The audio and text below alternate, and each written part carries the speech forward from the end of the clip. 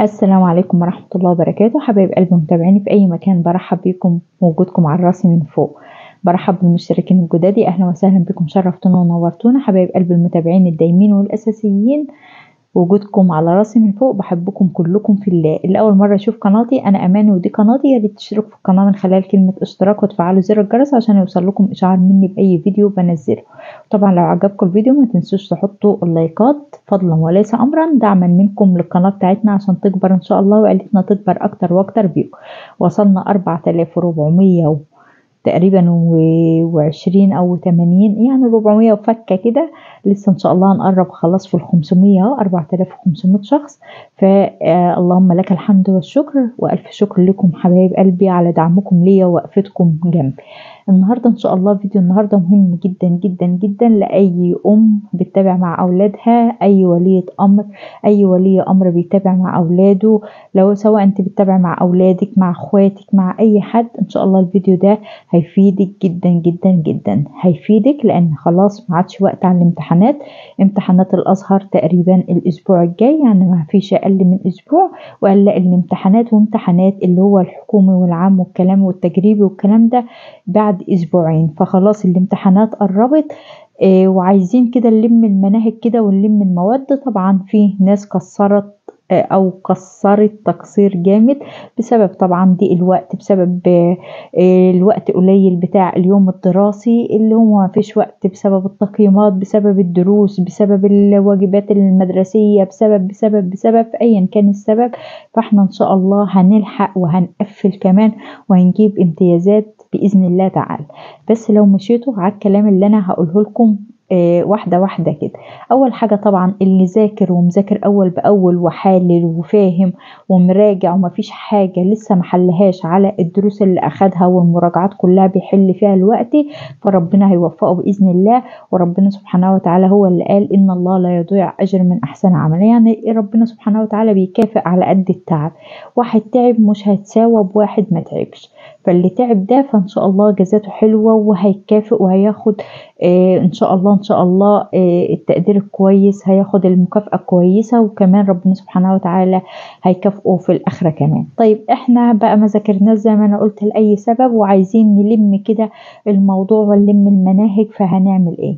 اول حاجة في استراتيجية كده اللي بيحط الامتحان والامتحانات بتتحط ازاي. اول حاجة الامتحانات بتتحط تافهة جدا جدا جدا. ازاي؟ اي والله زي ما بقول لكم كده تافهة جدا جدا. لو مشيتوا على الخطوات اللي انا هقول لكم عليها هتلاقوا الامتحانات جاية هتحلوها كده وانتم مغمضين، الف باء مش عارفة ايه صح غلط، وهتحلوها وهتقفلوا كمان.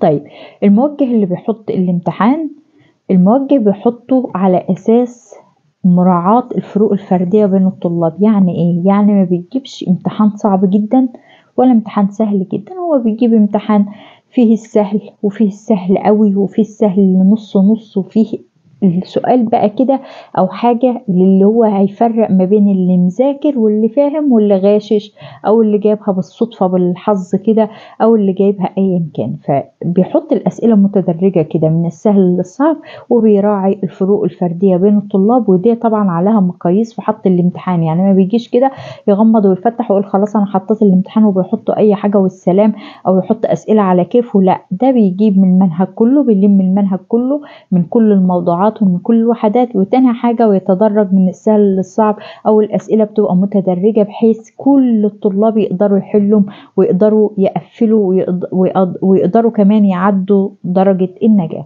وعلى فكرة خدوها قاعدة كده، لازم اي طالب يعدي درجة النجاح. لو علم المدرس او المصحح علم الورقة والطالب ما عداش درجة النجاح، لازم يعديه درجة النجاح، لازم يديله اي درجات ان شاء الله من الهوا كده عشان خاطر يعديه درجة النجاح. فخلوها قاعدة كده في دماغكم. طيب احنا ما بندورش على درجات النجاح يا مس، احنا عايزين اولادنا نفرح كده بالتقدير بتاعهم والتقفيل بتاعهم للمادة، واللي تكون درجاتهم حلوة في المادة. نعمل ايه واحنا فايتنا حاجات كتيرة جدا؟ اول حاجة ما عادش ينفع مذاكرة خالص الايام دي. يعني ما ينفعش تقولوا له تعالى كده هات الدرس الاول هنذاكره مع بعض، او هات الوحدة الاولى وهنلحق نلم المنهج او كده، مش هيتلم. طيب انا هعمل ايه؟ هجيب ملخصات الدروس، لكل كتاب فيه ملخص للدرس. ملخص الدرس ده انا هقرأه انا هقراه، مش بقولك انا هحفظه ولا هبذل جهد فيه، ده انا هقراه مره واحده، وممكن لو في متسع من الوقت اللي انا اكتب الملخص بتاع الدرس ده يبقى انا هقراه وهكتبه لو فيه وقت. لو ما فيش وقت انا هقراه مره، خلاص انا هقراه مره. واجيب الامتحانات من ورا، الامتحانات اللي هي بتبقى في اخر كل كتاب خارجي او في اي مذكره او في اي ملزمه او في اي حاجه انا هحلها. طيب انا مش عارف الاسئله كتير قوي وانا هحل ازاي امتحانات وانا ما ذاكرتش اساسا وقاعده اذاكر لسه درس بدرس ولسه بقرا ملخصات الدروس؟ هقول لكم اهو، اسمعوا معايا واحده واحده. انا هجيب الامتحان، السؤال اللي انا هعرفه هحله، السؤال اللي انا مش هعرفه انا هجيبه من قدام، هجيب الحل بتاعه من قدام، من الملخص اللي انا قرأته او من الدرس من قدام. بس ما غشش الاجابات من ورا. ليه ما غشش من ورا؟ لان الطلاب عاد اسهل حاجه عندهم انا بحل محافظه السويس، يجيب على محافظه السويس في الاجابات من ورا وينقل بقى صح غلط غلط مش عارفه ايه الاختياري كذا كذا كذا، ومن غير ما قرأ السؤال. لا، انا عايزه الطالب يقرأ السؤال وياخد باله من الاختيارات ويدور على اجابه السؤال قدام. بكده هيعمل ايه؟ بكده اصلا هو بينشط الذاكره بتاعته وبيفهم وبيقدر يفهم السؤال كويس جدا جدا، وبيقدر يعرف الحل، نقل الحل بتاعه كتبه كمان، يبقى كده تخزن حاجات في الذاكره بتاعته لقصيره المدى اهو. انا قرأت ملخص الدروس وحليت امتحانات وانا قاعد بنقل الاجابه، مش مشكله خالص عندي ان انا بنقل الاجابه، بس اهم حاجه اكون بنقلها وعارف انا بكتب ايه واجابه السؤال بقت ايه. خلاص سيبت كده وليكن 30% من السؤال والاجابه ومن الملخص. هاجي تاني اسبوع خلاص انا هجيب كل يوم مادتين 3، هقرا مثلا ملخص الوحده الاولى 4 دروس، هي الوحده بتبقى 4 دروس، الموضوع الاول او مثلا وحده دراسات 4 دروس، الموضوع الاول في العربي مثلا او الموضوع الثاني او الثالث، لو جينا لمناهم على بعض مش هنلاقي الا مثلا ممكن 3 دروس فيهم اللي مطلوب مننا حفظ معاني او مذاكرتهم، والباقي قصص استماع ملهاش اي لازمه.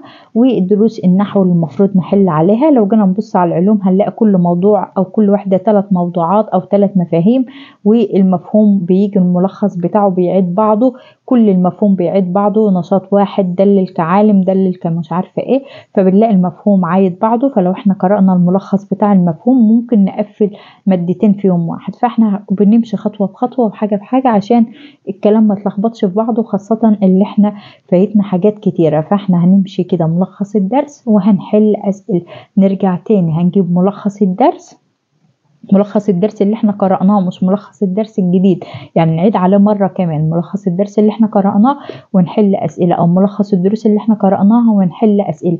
ونعمل كده بقلم أو بنحدد بقلم رصاص أو بقلم اللي هو الألوان دي اللي هي الفوسفور والأصفر والبرتقاني والكلام ده، نحدد كده العناوين الرئيسية عشان ناخد بالنا ده السؤال ده ممكن يجيلنا بما تفسر، نحطه كده بخط تخين كده ناخد بالنا منه، خططناه وعلمناه، قرأناه مرة تاني مرة هنخططه برضو، او هناخد بالنا اللي ده سؤال مهم فيه 3 نقط ضمن، او السؤال ده فيه نقطة اكمل، او السؤال ده فيه كذا. وانا بقى كتر ما بحل اسئلة كتر ما بعرف الاسئلة بتيجي ازاي، كتر ما بعرف لو السؤال ده جالي انا هحله ازاي، السؤال ده بيجالي بس بشكل تاني، عرفت صيغة السؤال. فلازم احل اسئلة كتير واتدرب على الاسئلة كتير، وده اهم حاجة في الفترة دي. الفترة دي ما عادش ينفعها مذاكرة خالص، ما عادش ينفعها غير مراجعة دروس على السريع كده اللي انا راجع اهم النقاط، لكن مذاكرة ما عادش ينفع خالص.